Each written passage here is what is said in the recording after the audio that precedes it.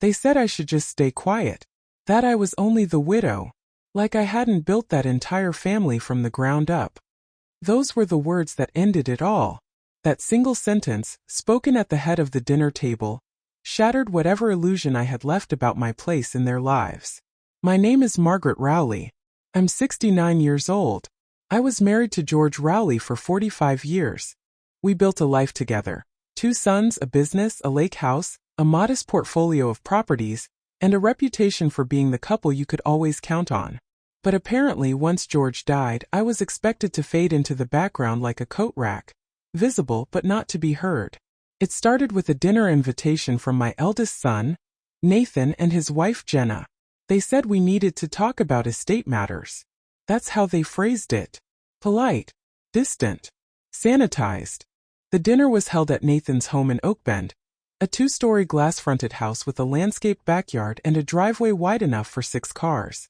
George and I helped them buy it 10 years ago. We co-signed the loan when the bank wouldn't approve them a loan. Nathan had just switched jobs back then, and Jenna had left hers to raise their first child. We believed in them. That was our first mistake. I wore my best blouse that night. Ironed it twice. Made sure my hair was neat, my lipstick subtle. I looked at myself in the mirror and said, "Just stay calm. It's family." I even brought my homemade peach cobbler. George always said it was the best thing I baked. When I walked in, no one looked up. Nathan was pouring wine like a host at a corporate mixer. Jenna was flitting around the kitchen in heels and a tight beige dress, her eyes glued to her phone. Their teenage son gave me a brief nod. The kind you give someone you barely remember from a school event. I smiled anyway. We all sat at the table: Nathan, Jenna, their 2 kids, my younger son Derek, his girlfriend, and a couple of cousins I hadn't seen since George's funeral. 9 people. Not one of them asked how I'd been holding up. Not one mentioned George. It was like he never existed. Like I was just a placeholder for something they hadn't yet decided how to manage. Nathan began with a line that made my stomach turn. "We've been thinking. It's best if we start simplifying some things." I blinked. Simplifying. Jenna didn't even look up from her screen. "Yes. The house, the lake property, the financials. There's a lot to sort through, and we just think it would be easier if someone more active took over."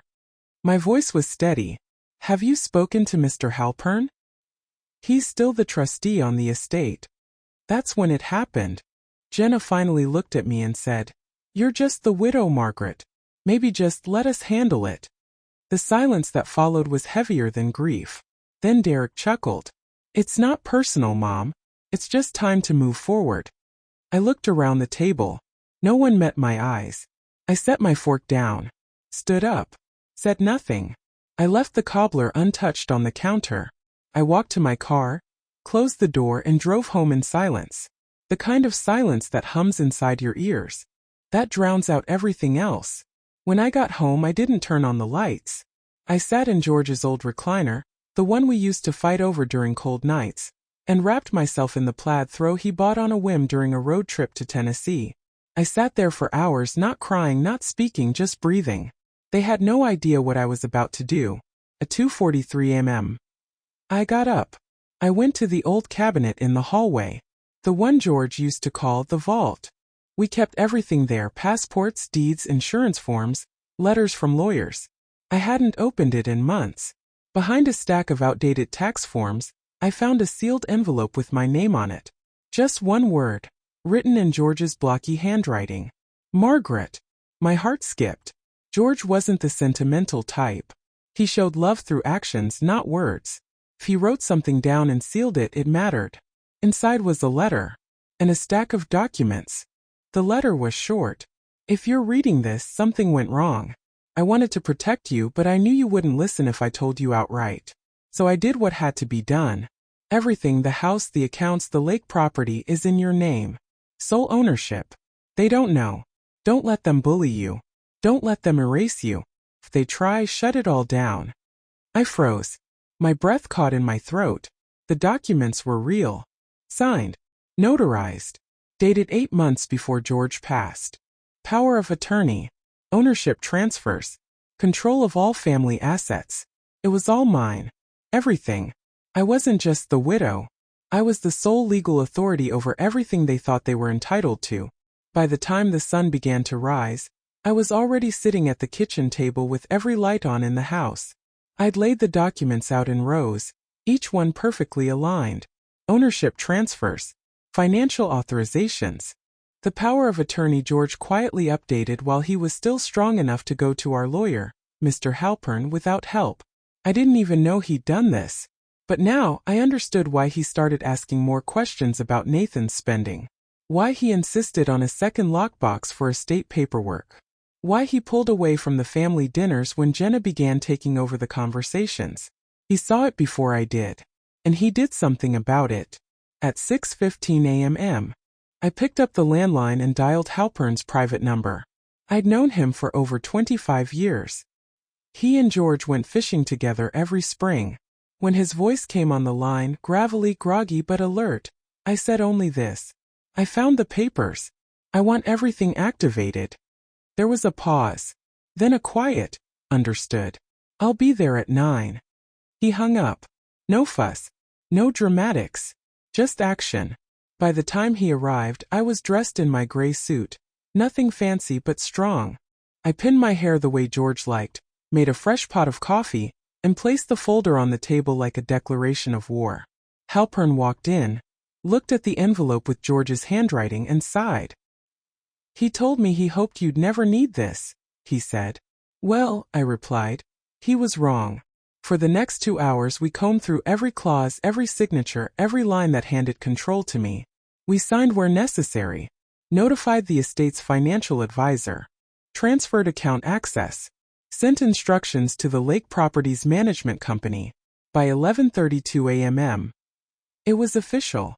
Every property, every dollar, every share of George's business assets mine. Not Nathan's. Not Derek's.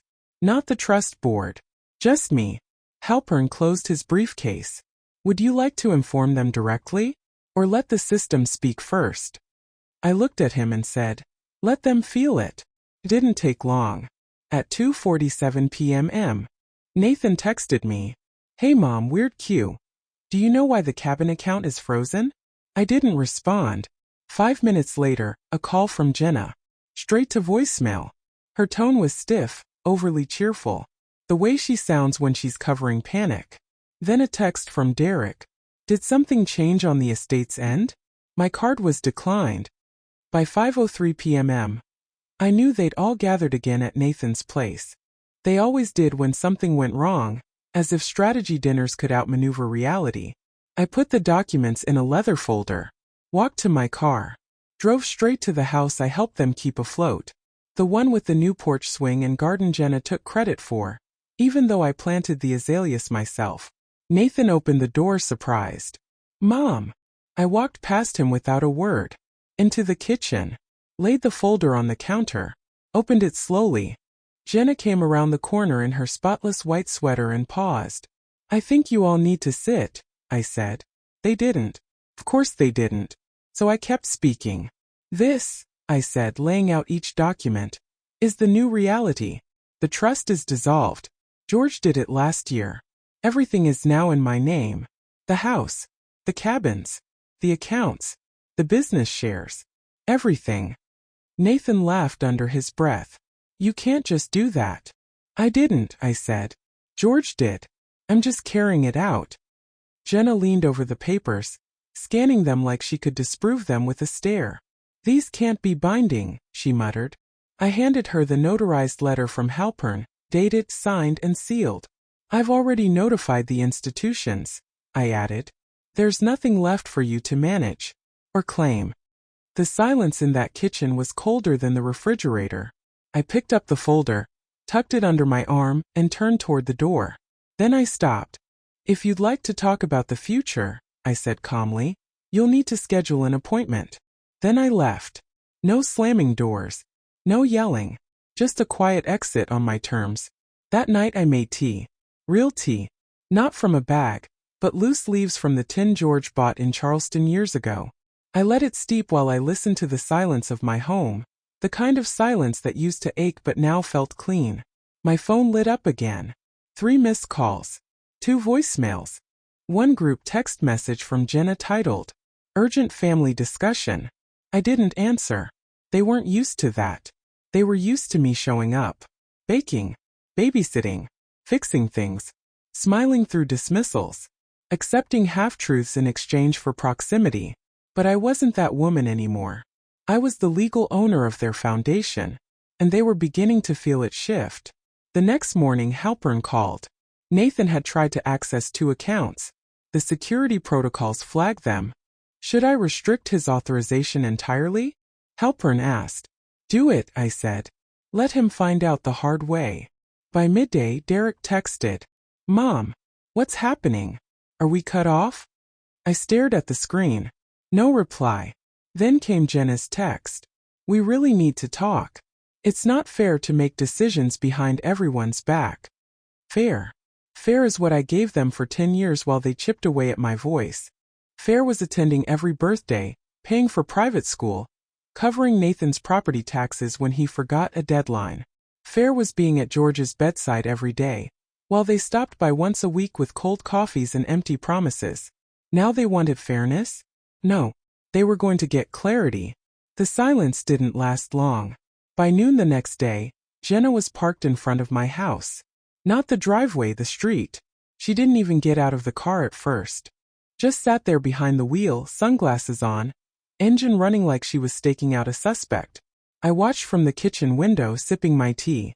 Eventually, she stepped out and approached the front steps, holding her phone like a weapon. I didn't open the door right away.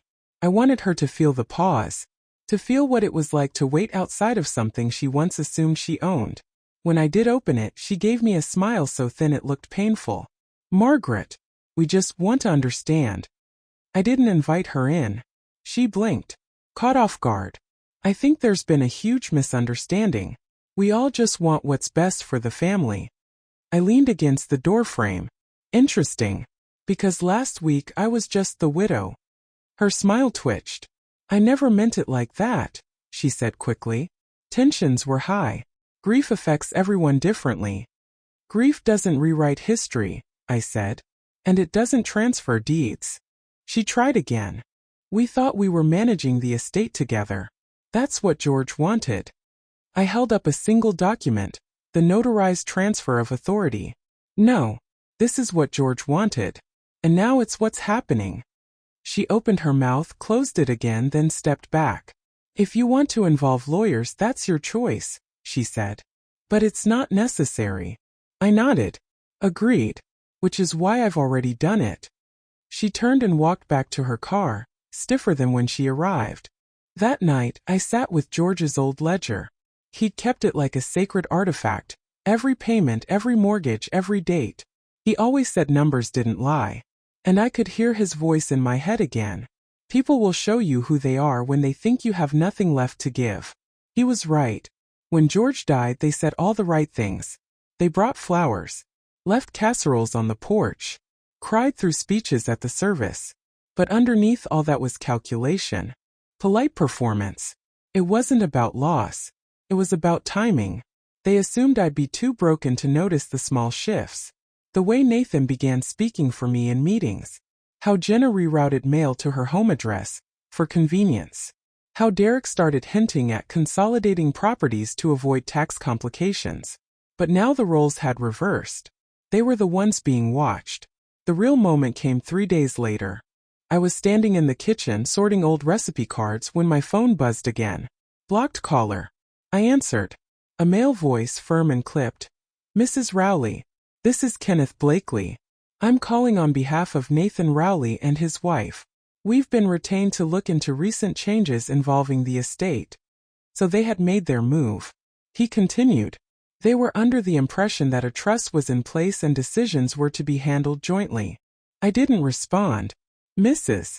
Rowley, are you aware of the implications of transferring all assets without formal family agreement?" I smiled, not because I was amused, but because I was prepared. "Yes," I said. "And I've also spoken to Mr. Halpern, who confirmed everything is binding, legal, and irreversible. I suggest your clients do the same." The pause on the other end was delicious. "Understood," Blakely said, colder now. "I'll inform them." I hung up. And just like that, they'd played their hand. They thought they could scare me into undoing what George and I had built. Instead, they'd given me confirmation that the pressure had reached its breaking point. The next evening, I hosted dinner at my house. Not for them. For my lawyer, my accountant, and my financial advisor. We sat around the dining table, reviewed every document again, and outlined the next steps. A revocable living trust under my sole control. The formal removal of Nathan and Derek from all shared assets. A notice of property reassignment filed with the county. And most importantly, an eviction process set in motion for the family's use of the lake house, effective immediately. If they wanted to challenge me, they were going to do it in the open. On paper. In court. And I was ready. The real storm hit the following Saturday. I woke up to 14 missed calls. 7 from Nathan. 5 from Derek. 2 from Jenna. One text message from Nathan simply said, "Are you seriously kicking us out of the lake house?" Yes, I was. Because they had treated it like their own for years. Hosting parties, renting it out under the table, even listing it on vacation rental sites. Without telling me. Without offering a dime. That wasn't a family property. That was my property. And it was time they remembered that. Then came the knock. Not on my front door. On my back door. Which only one person ever used. Derek. He stood there, hands in his jacket pockets, head down like a boy caught cheating on a test. "Hey Mom," he said quietly. I crossed my arms. "You can talk from there." He nodded. "I messed up. I waited. I should have said something at dinner. When they told you to be quiet. I shouldn't have laughed." Still I said nothing. His voice cracked a little. "I didn't know Dad changed the documents. I thought you were just going to let Nathan run things. Like always." "Like always," I echoed. He looked up. "You're right to be angry. But Jenna's pushing Nathan hard. It's not just him." I narrowed my eyes. So this is his excuse now? He was being controlled? "No," Derek said, sharper. "It's mine. For not speaking up." He stepped back. "I just wanted to say that. I'll go." I watched him walk down the steps. For the first time in weeks, I saw something real behind his eyes. But I wasn't ready to forgive him. Not yet. That night, I walked through the lake house alone. I hadn't been there in months. The place still smelled like lemon oil and pine. My fingers trailed across the dining table George built by hand. There were scuffs on the floor from their furniture, scratches on the counters from carelessness. They treated it like a rental, not a memory. I stood in the middle of the living room, heart pounding, realizing just how far things had gone. And that's when I heard it. A car door slamming. Then footsteps. Then shouting. "Jenna." From outside. "Margaret, we need to talk." She was on the porch now, hands balled into fists. "You can't just do this. You can't take everything from us." I opened the door slowly. "I didn't take anything," I said. "I'm just keeping what's mine." Her face twisted. "We're your family." I looked her in the eyes. "Then you should have acted like it." She stared for a second, then turned storming off. And as her car sped away into the night, I stood alone on the porch, wind curling through the trees, and finally let out the breath I didn't know I'd been holding. They thought I was bluffing. They thought I was weak. But I was done playing by their rules. The next morning, I changed the locks on the lake house. I didn't call first. I didn't warn anyone. I just had a locksmith out by 8 a.m. Handed him the deed with my name on it, and by 9:30 the entire property was under new security. When I got home, my phone was buzzing again. First Nathan. "Mom, we were planning to be at the cabin this weekend. What's going on?" Then Jenna. "This is a mistake. Please call me." And finally Derek. I told them to back off. They won't listen. I didn't reply to any of them. Instead, I printed out termination notices for both sons, removing them from joint ownership of any vehicles, shared P.O. boxes, and revoking emergency contacts from the medical proxies George and I had prepared years ago. If they wanted to live like I didn't exist, I'd let them feel what that truly meant. A week passed. The silence from Nathan and Jenna didn't last. They pivoted from panicked messages to cold politeness, requests to revisit the estate terms, invitations to coffee just to talk. Each one more hollow than the last. I ignored them. Then one day a letter arrived. Cream envelope, thick paper, expensive font. From their attorney. They were requesting a formal mediation to discuss an equitable resolution regarding the estate. In other words, they thought they could negotiate their way back in. I took the letter straight to Halpern's office. He read it once, then tossed it onto the desk. They know they have no claim, he said. This is just pressure. Then let's give them silence in return, I said. He smiled. I like this version of you. That afternoon I did something I hadn't done in months. I baked. Not for anyone else. Not to soften any mood. Just for me. Peach cobbler. I sat at the kitchen table with the smell of cinnamon and sugar in the air, and remembered the first time I made it for George. We didn't have money back then. We lived in a 2-bedroom rental with squeaky floors and a leaky faucet, but we had everything we needed.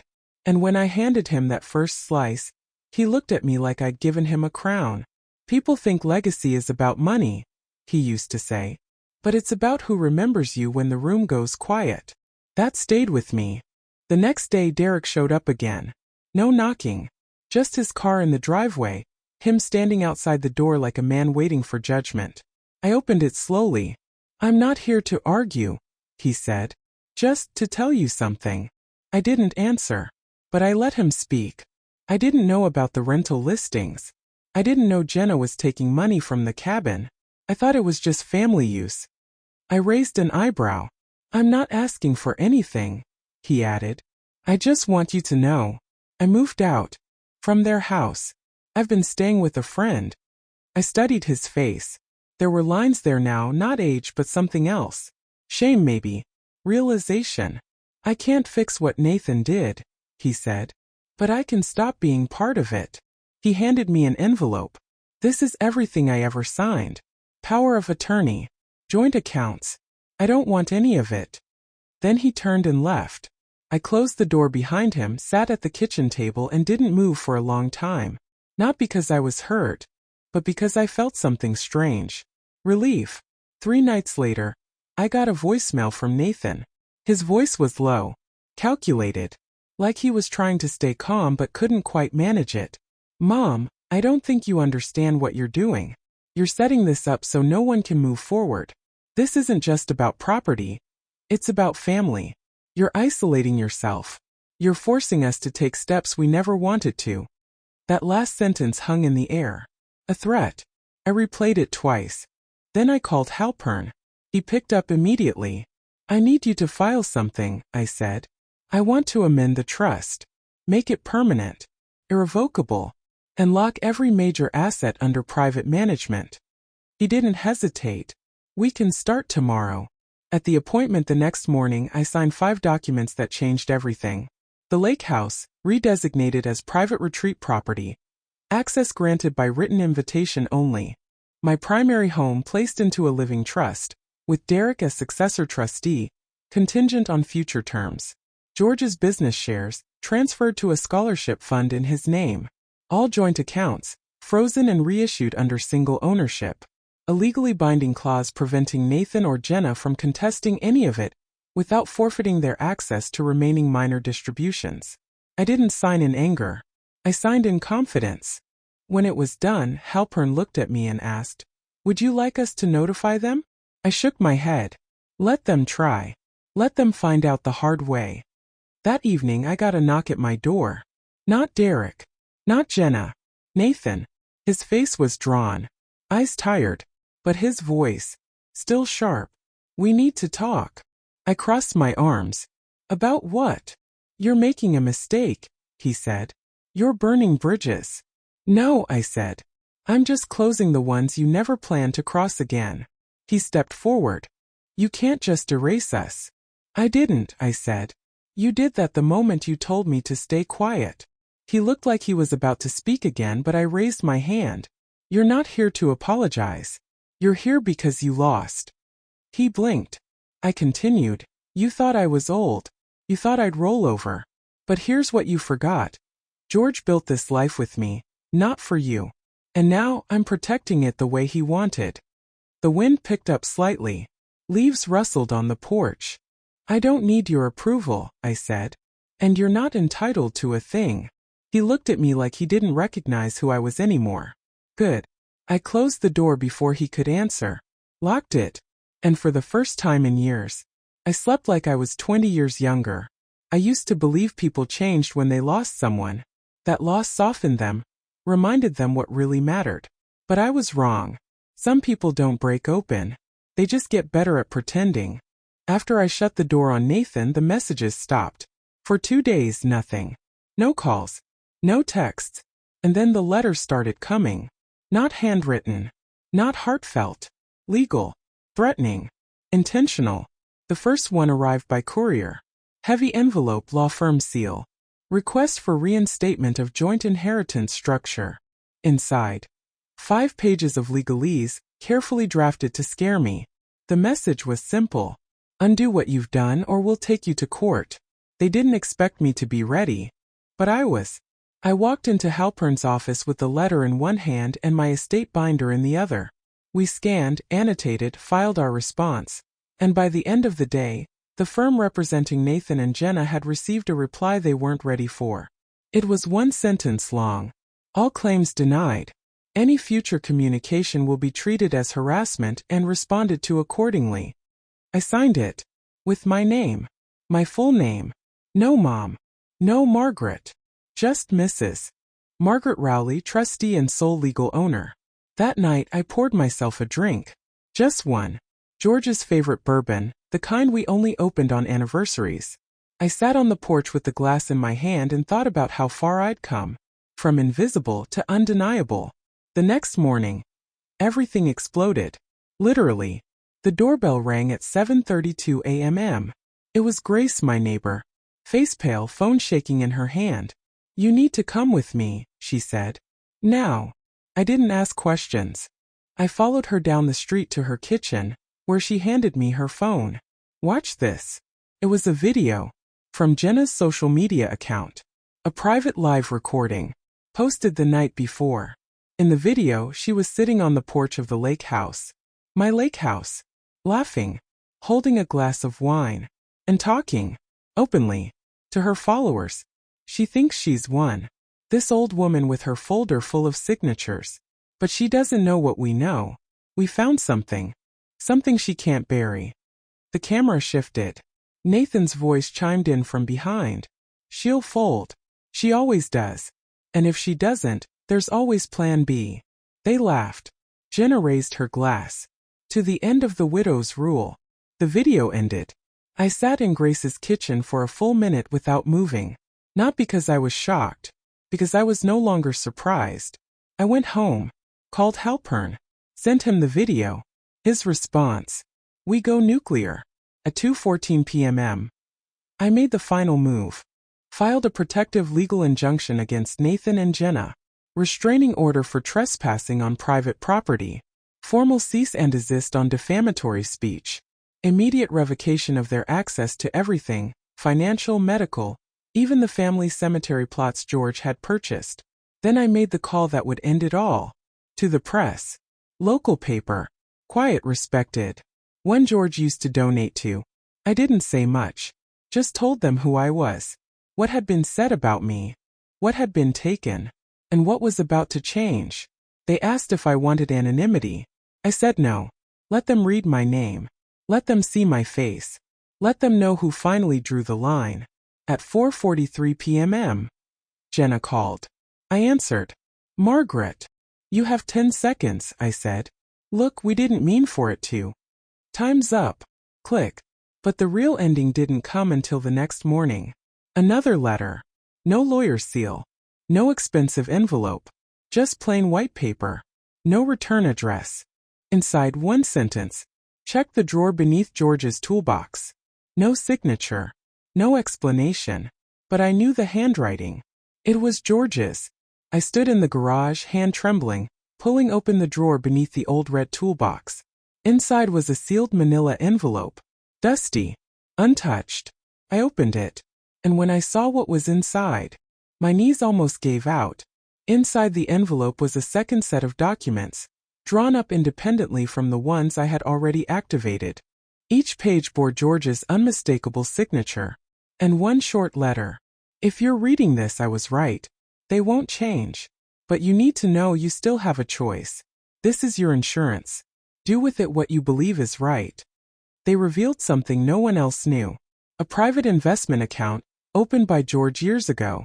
Balance. Over $2 million. I sat there on the garage floor, the paper shaking in my hands. And I finally understood this wasn't just about money, or property, or control. It was about respect. About the right to be seen.